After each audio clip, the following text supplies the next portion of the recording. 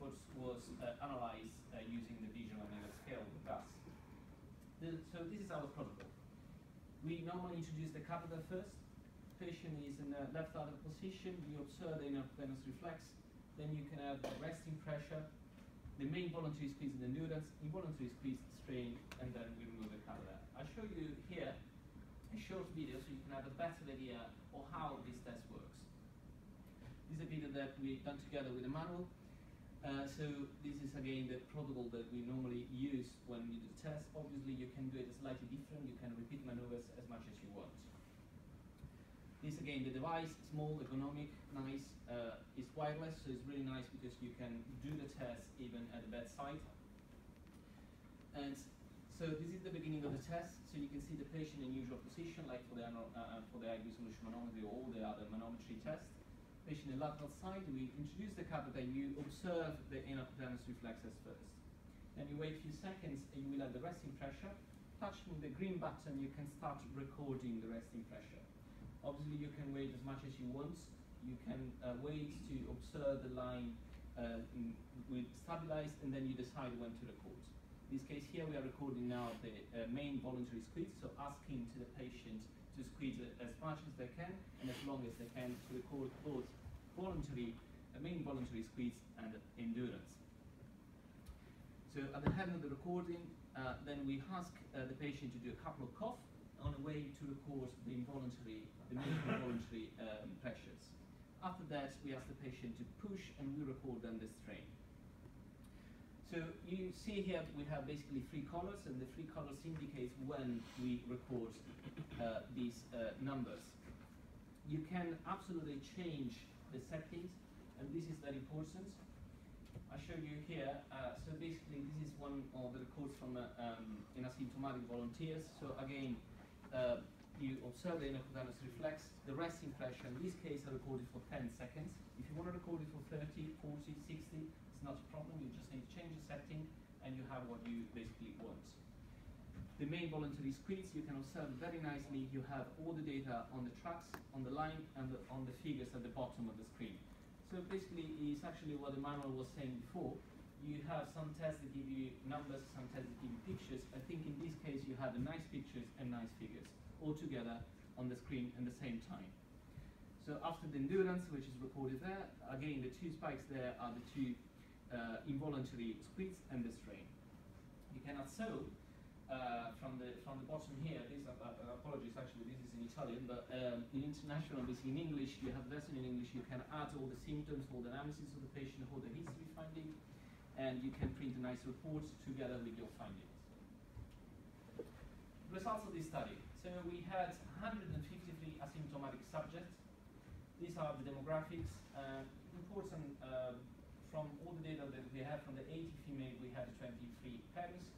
And on the paper that we published, you can find more details, which I'm not going to show today, but you can find all the details with all the difference in all the subjects, subdivided in gender, parents, and non-parents.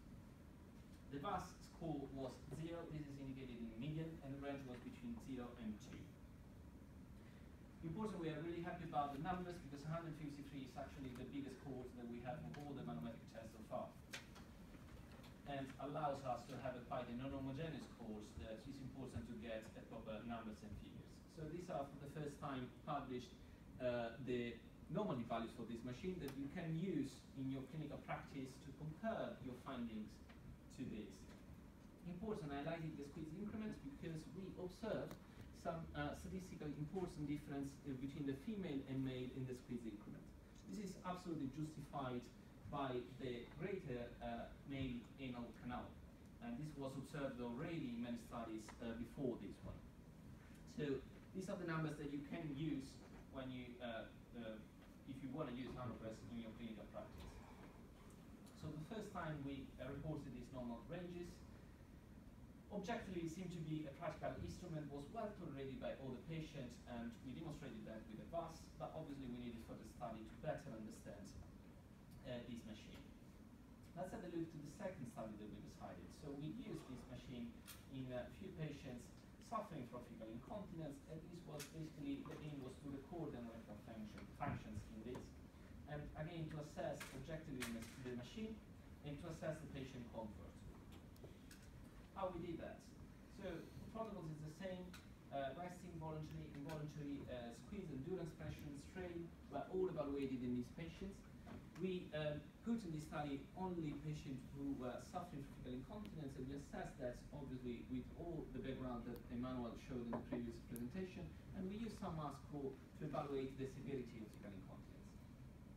Test performed in a standardized way. The protocol was the same of the previous study that I showed you, and the VAS score was used again to evaluate the tolerance. For ethical reasons, we had to stop at 60 patients. But these are the demographics. As expected, we have mixed incontinence in 61% of the patients. Some results. So I apologize, very busy slides, but I think it was very important. You can find in this table here the normal values that I showed you before compared to the numbers, the figures that we got from the symptomatic subjects, patients, sorry. So as you can see in the red square there, there is a significant difference when you compare the two data, which means that the machine was able to detect the anal sphincter dysfunction.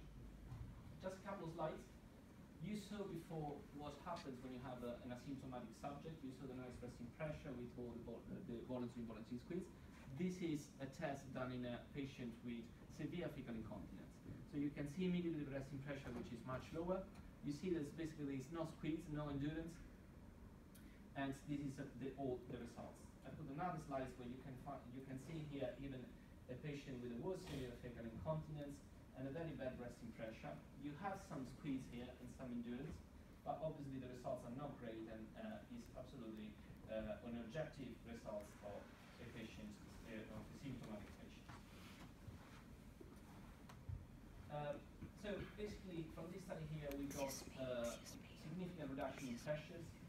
Seems again to be a practical instrument with well tolerated of the patients. Above all, seems that Anopres is able to detect anal sphincter dysfunction, and this is what we actually wanted to know. We wanted to know if the machine works in patients or not. Third study, this is still in progress, but I show you some preliminary results. So basically we wanted to compare the standard machine that many of us use in the clinic to the newer Anopres. Okay, the aims were to objectively compare these two machines, to these two technologies, to compare the manometric results, and again to compare the device tolerability.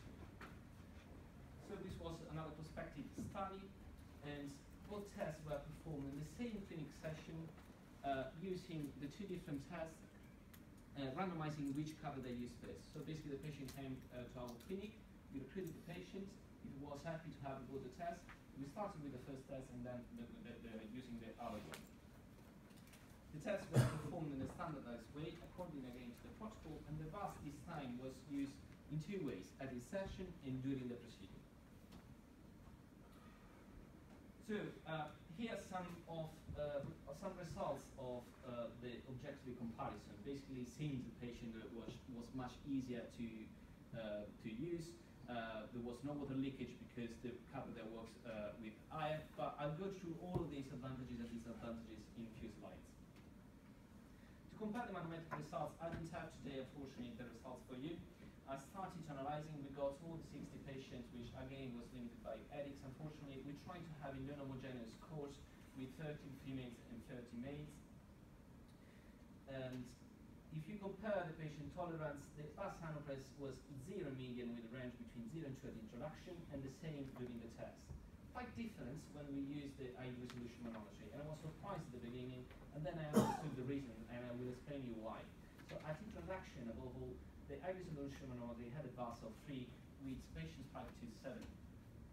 So it seems much easier, but obviously we need to finish to analyze these data to give you more results. But let's have a look to some advantages and disadvantages of this newer technology.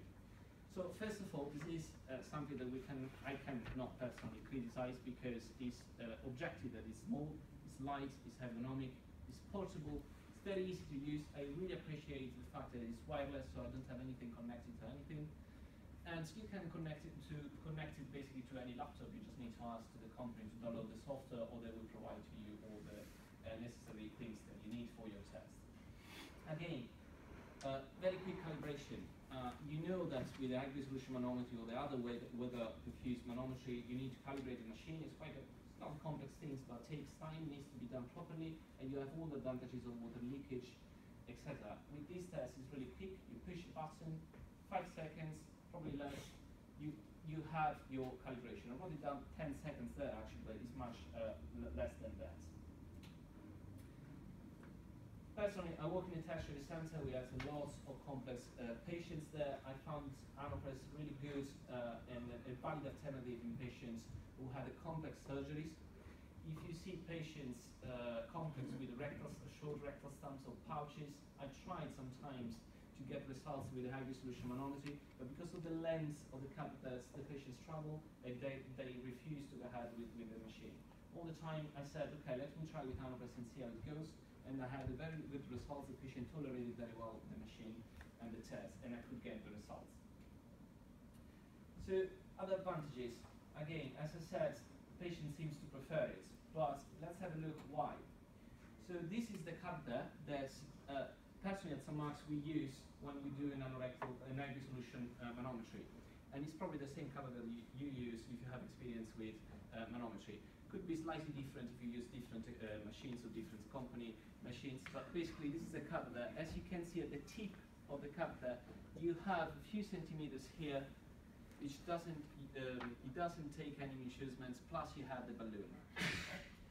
So basically, if you want to have anal measurements, we need to introduce the catheter further deep in the rectum and not only the anal canal, and that explains why, partially explain why the patient has more non-tolerance when you use these catheters here. Plus, I found these catheters very floppy and they used to scratch a lot the surface of the inner canal when you need to introduce it deeper in the rectum. If you see these catheters here, yes, are slightly bigger, but very ergonomic, very smooth. You can introduce it easily, like your finger, and you introduce it only in the inner canal, not up in the rectum. And that is the reason why when I introduced the catheter, the patient tolerated it much better. This is what I was trying to say you before. So this is actually the catheter that I use in clinic when I do high resolution manometry. So the black points there are the numbers with the millimetric point where you take the measurements from the anal canal. Basically, if you want to use it, you need to put the catheter, and this part with the black points needs to be placed in the length of the anal canal. Everything is above that is basically something that you don't use, but it's still in the rectum of the patient, and the patient doesn't like it, obviously. So basically the sensation was the same with doing a digital rectal examination. I put my finger, I put my probe, and I got the measurements. Actually, when I spoke to the engineer the first time, I realized that this is what they actually wanted to do, trying to reproduce what you feel with your finger, but with objective figures, and I really love that. So you don't need to find the high pressure zone. You know that you're in the right place because you put the catheter there. You don't need to find the place. You take the pressure from the whole inner canal, and I'll stress this point in a second, and you will have the total passive, the total speed resistance. It's very easy to read and interpret the results. This is why we get the passive and total speed resistance. This is the comparison from the study that we are doing between the catheter that I use in clinic with high resolution manometry and the catheter from the Anopress. So the high resolution manometry catheters has some tiny millimeter point where you take the pressures. It doesn't take the pressure from the whole the surface of the catheter and from whole the surface of the inner canal. With the Anopress, you take the pressure from the whole the surface of the catheter. Because I think personally, if you keep in mind these lines, I got much more relevant and important information. So basically, when I thought that, together with the guys, we said, gosh, it's basically like something like when you take the pressure from your gear. You put your gun, you push the button, and bam, you've got your results. You don't need to do anything else. Disadvantages, that obviously when you use something, we need to understand if you have disadvantages or not. I must admit that this time I struggled a bit. I put here some points and we'll go through one by one. Cost, I don't know. I put a nice question mark, speak to the company, they can give you much more details. But what I understand, in our trust, seems to be slightly, maybe cheaper the machine, and the catheter is probably slightly cheaper as well. The catheters are disposable. Someone said, right, I don't like the fact that we dispose the catheters. All right, makes sense. Personally, I wouldn't use the same catheter on the back passage of the patient even if they're sterilized. So I don't think it's not disadvantages, but to make happy everybody, I put it in these slides. Maximum 10 minutes per catheter. There's been a lot of discussion about this. So basically, when you use your machine, you need to put nice cards, and these cards activate the machine and gives you 10 minutes of recording data. So I had that 10 minutes is not enough. Personally, Emmanuel and I, we done probably definitely more than 600 patients so far, and we never had need to do this test for more than 10 minutes. Above all, you start recording when you are sure that you're in the right place, you know everything, push the button, then you start recording. So you don't need 10 minutes, it's much quicker the test. But again, I put it here. Random by feedback is in this slide simply because all the studies that I've done so far, I had the first version of the catheters where there was not a balloon. I know that finally now on the market are the new catheters with a balloon on the top, and so you can take the rare, you use it as a biofeedback. But I haven't tested yet, so patients.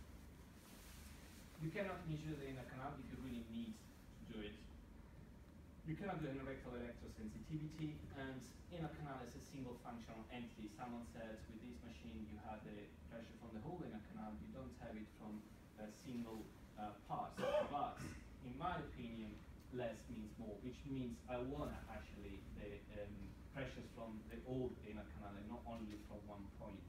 Because even if I know where the pressure is lower, it's not going to change my clinical approach. In summary, so I think Canoprise is definitely objectively easier test, a manometric test. We reported for the first time the normative values, which are available for everybody if you need. We demonstrated that Canoprise is able to detect sphincter dysfunction. And it's basically what Emmanuel was saying, is the progress of the science. So it's like our nice smartphone is inevitable. We know what happens is we started with big phones and now we have a smartphone. I think our Canoprise is the smartphone